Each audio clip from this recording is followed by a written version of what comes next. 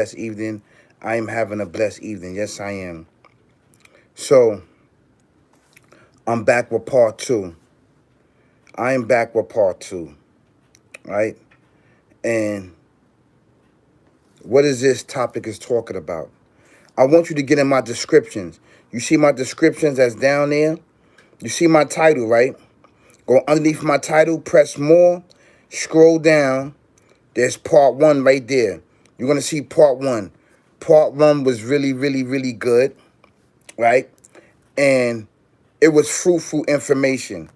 It was stern, and we got right to the point, and we addressed a lot of issues that we go through as people, right?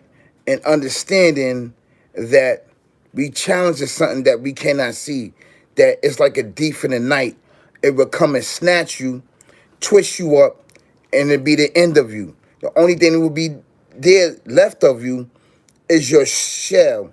It's your physical body, which has a beginning and end. That's right, which has a beginning and end. So it's really, really important to understand death, right?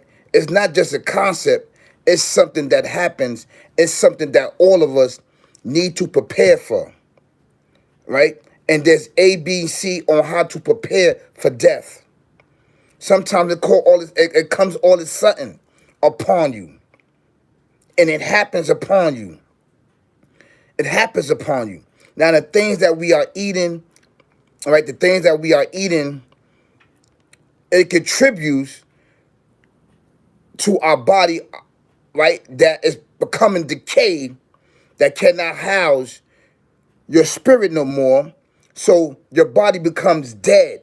It becomes decayed on the things that we is putting in our body. This is an actually true fact, right? And I need for you to understand that, because I'm going to understand that, right?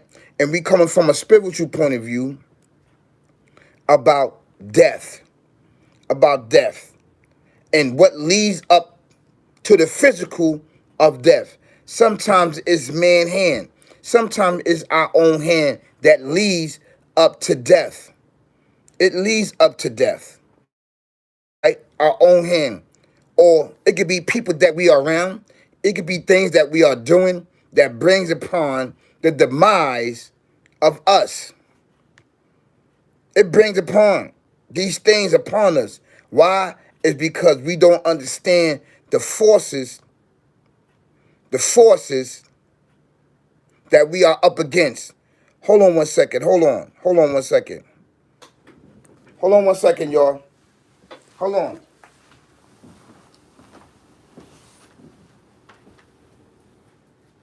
Hold on one second.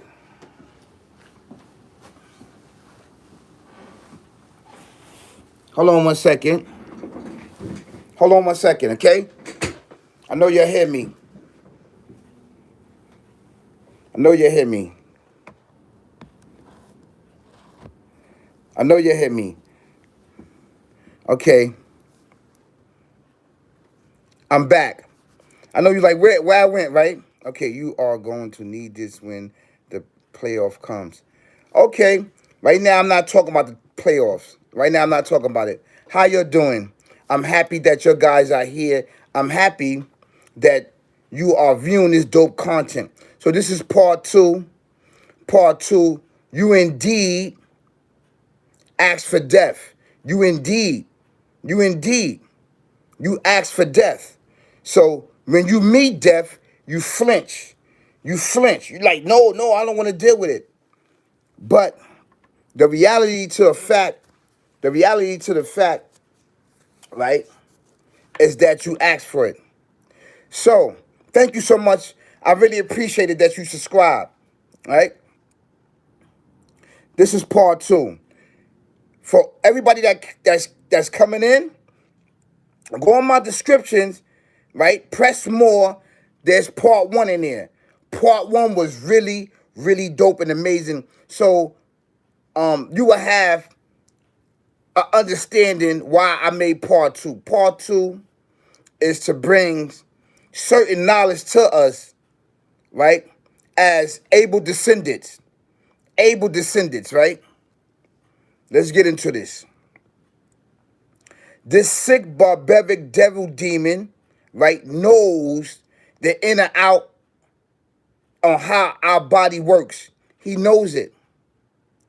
Because before the Alpha Omega, the creator and everything existed, breath, that spirit in him, he already went inside and checked in and out the body and how it works. The heart, the rings, the liver, the kidneys, the lungs. He checked everything. He checked everything about the first man in creation, where we was hollow, where we didn't have the peace of no beginning and end inside of us, and that is the Alpha Omega, the creator and everything existing. This is an actual true fact. Thank you so much. Thank you so much. So, being that that happened, he knew that there was what? There was a beginning and end to us physically. At the time, he did not know that the Alpha Omega, the creator and everything existing, duplicated himself in breath and mankind himself. So his objective is to attack us on all levels. And how he attack us is physically, because he know that our physical have a beginning and end, a beginning and end, a beginning and end. Being that we got a beginning and end, being that he know the organs, how our organs works, he know what to trigger inside our mind, body, and soul, so that our bodies become decay into traveling into the afterlife. This is an actual true facts. This is an actual true facts. So I need for you to understand that, because I'm dropping this heavy, heavy knowledge upon you, and that me and you must understand. We must understand this from a spiritual point of view, is that you are the target and you are the enemy. And being that you are the target and you are the enemy, we have to treat this entity that we cannot see with the physical eyes as an op. This is an op of us. Especially if you are melanated, Especially if you are melanated and highly melanated. You are an enemy, you are an enemy, you are an enemy to it. Any melanated person is an enemy, or any human being, period, is a melanated, because this sick, barbaric, devil, demon mindset against the persona life, right? Twisted maniac, right? Knows that you do not know how important your melanated is. How important your melanation is. Being melanated. He knows that you don't know. That you don't have the knowledge and understand to know actually how to call things to you with your melanin. He knows that. So he prey upon that. He prey upon the dumb, deaf, and blind.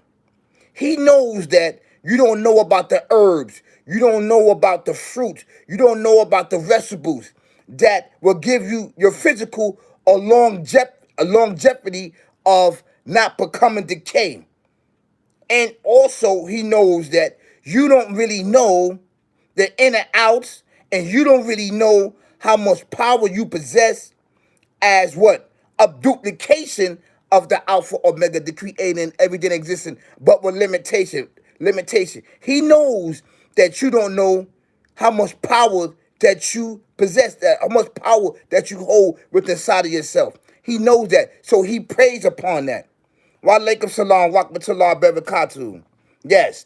So he preys upon me, you, and he preys upon the ignorance to get you to murder, death, kill yourself, so you can send yourself to the afterlife, right? Without knowing knowledge, wisdom, or understanding the future, the beyond, the experience, the present, and the promise of tapping in to the Alpha Omega, the creator and everything in existence. Yes, brothers and sisters, kings and queens, ladies and gentlemen. Yes, he know that you don't know that. But there's brothers like me that's all around the world, that the Alpha Omega, the supreme being that has blessed with knowledge, wisdom, understanding, and it with experience and having special abilities and special talents and gifts that he gave us to share among his creation. This is an actual true fact. That's right. Allahu Akbar, Allahu Akbar. The Alpha Omega is the greatest. I mean, the greatest. The Alpha Omega is the greatest. This is an actual true fact, brothers and sisters. Ain't nobody really giving it up like this on their major platforms. They talk about everything else other than talking about the truth, which bridges the gap between this life and then the next. You know? So knowing that you don't know these certain things, he plays on you with trickery and falsehood. Number one is with fame, fortune, and riches, life shares and squab, life's cameras in action. He knows that you're going to be after that. He knows that with that wealth, if you chase after that, dealing with him, there's what? A beginning and end to it. It's not everlasting. So he gets you to do what? With foolery to go on that side, where that you're going to have to keep procreating and procreating in the beginning and end, of the beginning and end, and beginning and end of getting money. Because it's not everlasting over there. When you are dealing with this side, when you're dealing with the Alpha Omega, the creator and everything in existence, when you're dealing with him, everything in this world and in the next is everlasting. It's everlasting blessings. He's going to make sure that when you are tapped in with him and when you are vibing with him and when you stand on loyalty and respect and honor and no disrespect and not swaying in your belief in the wonders of him, he's going to make sure that you tapped into what? The future, the beyond, the present, the experience, the promise,